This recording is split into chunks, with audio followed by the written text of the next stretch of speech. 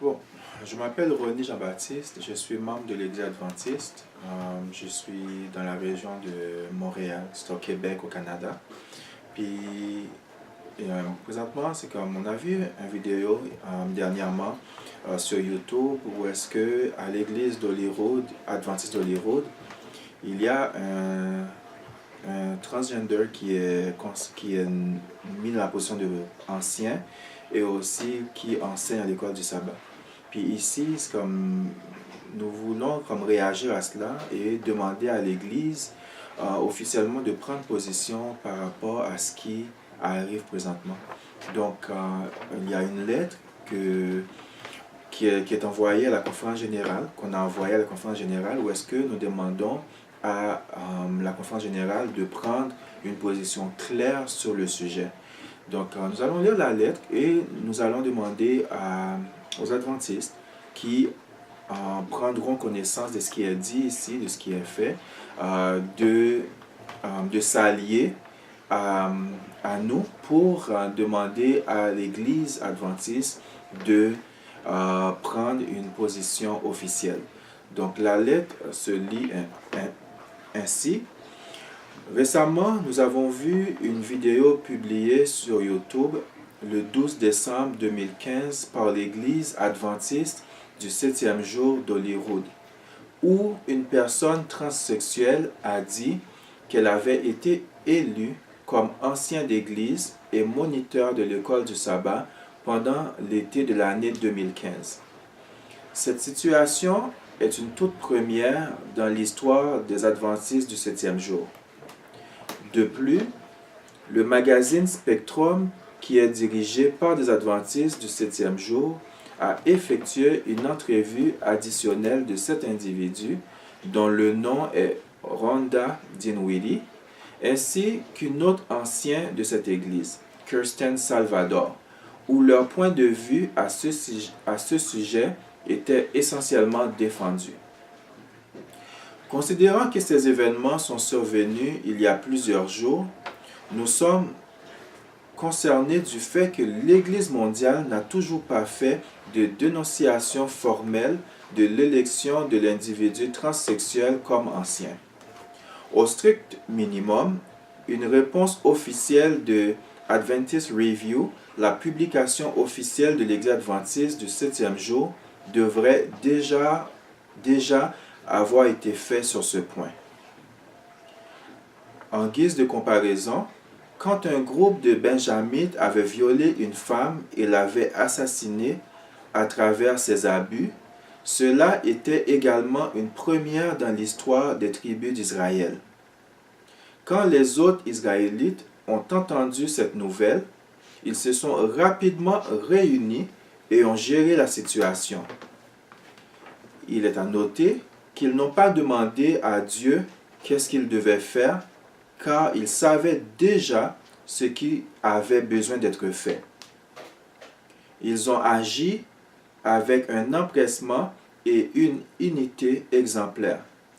Ils ont demandé aux Benjamites de livrer les criminels et quand ces derniers ont refusé, une guerre civile éclata. L'honneur de Dieu avait la priorité sur la filiation ou l'identité nationale. Ce récit se trouve dans le livre de Juges, les chapitres 19, 20 et 21. Similairement, des mesures drastiques devraient être prises pour contrecarrer l'hérésie courante contaminant notre Église. Tout d'abord, une requête formelle doit être faite à l'Église d'Holyrood de radier l'individu transsexuel, ce qui lui retirerait naturellement son statut d'ancien d'Église et de moniteur de l'école du sabbat. L'apôtre Paul avait ordonné aux Corinthiens de radier un de ses membres d'Église qui avait pris la femme de son père pour son propre épouse. 1 Corinthiens 5, versets 1 à 12.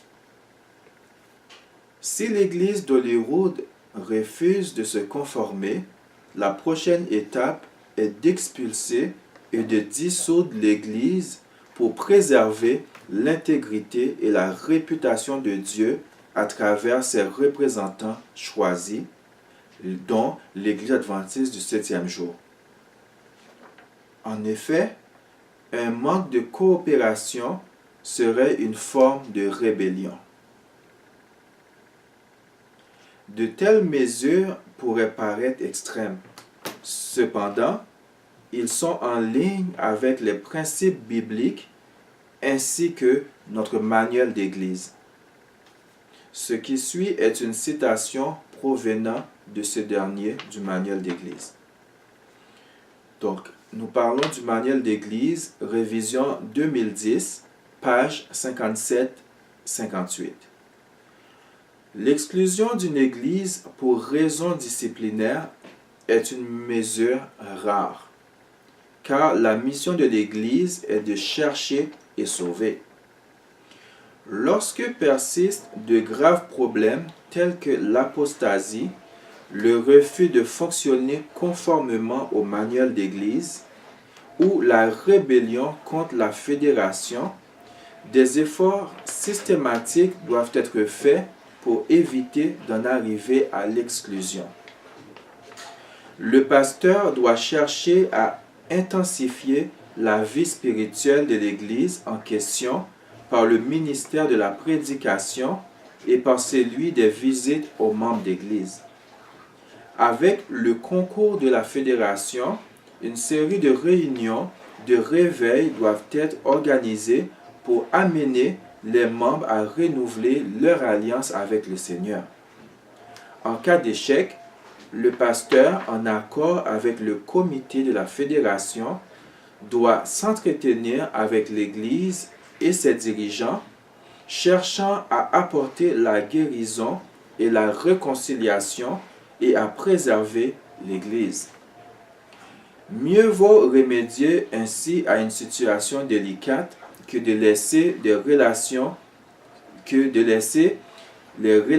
se détériorer, ce qui risquerait d'aboutir à l'exclusion de l'Église.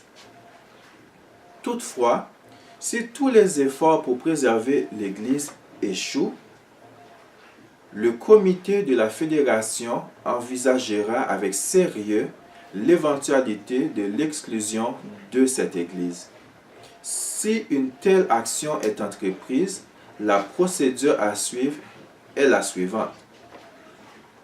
Organisation, fusion et dissolution d'Église. A.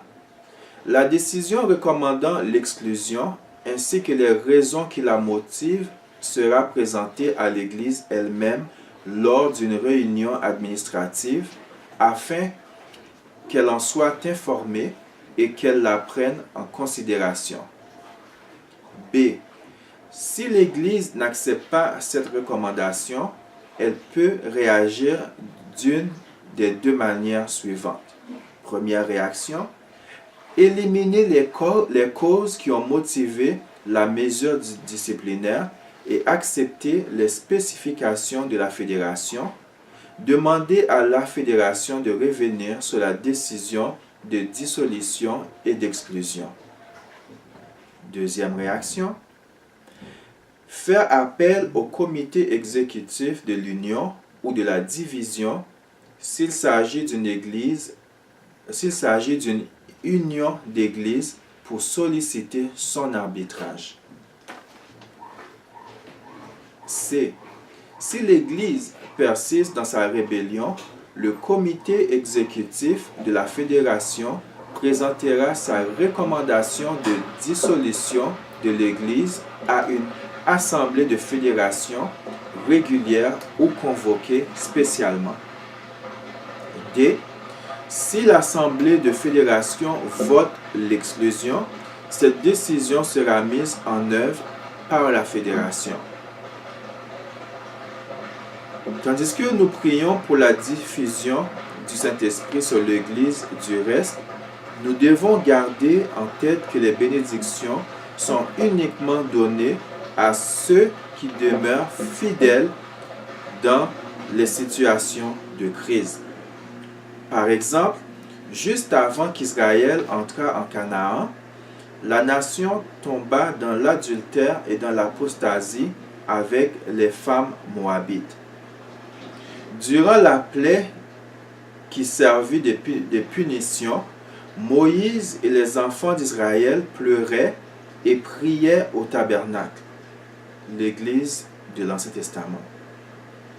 Par contre, cela n'a pas mis fin à l'épidémie. C'est lorsque Phiné a courageusement pris un javelot et tué un transgresseur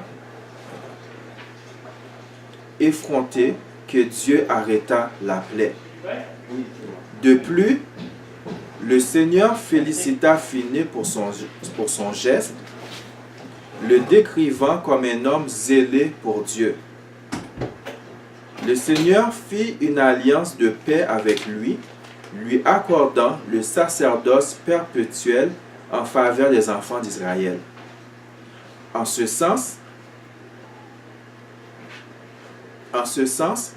Phiné fut honoré du titre d'intercesseur.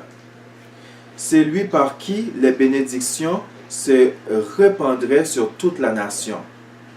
Ce passage se trouve dans Nombre 25, 1 à 13. Un autre exemple est Daniel recevant l'esprit de prophétie parce qu'il est resté fidèle au Seigneur dans son choix de nourriture. Daniel 1er, malgré le fait qu'il était captif dans un pays étranger. Si nous voulons vraiment recevoir le Saint-Esprit, nous devons être prêts à retirer le péché dans le camp et à rester fidèles malgré des situations difficiles et potentiellement malgré des situations difficiles et des potentielles conséquences qui peuvent subvenir au sein de notre congrégation. Simplement prier sur nos problèmes n'est pas une stratégie qui est appuyée par les Écritures. Nous souhaitons avoir une prompte réponse à cette lettre ainsi qu'une action concrète prise par la haute direction de notre Église, dont la tâche est de préserver les purs enseignements de Jésus-Christ à travers l'Église adventiste du 7e jour. Donc, voilà la lettre qui est envoyée à la conférence générale. Elle a été envoyée il y a 2 semaines de cela et nous attendons toujours une réponse de la conférence générale. Et lorsque nous aurons une réponse à cette lettre, nous reviendrons en ligne pour poster la réponse et voir dans quelle mesure l'Église adventiste va réagir face à cette situation.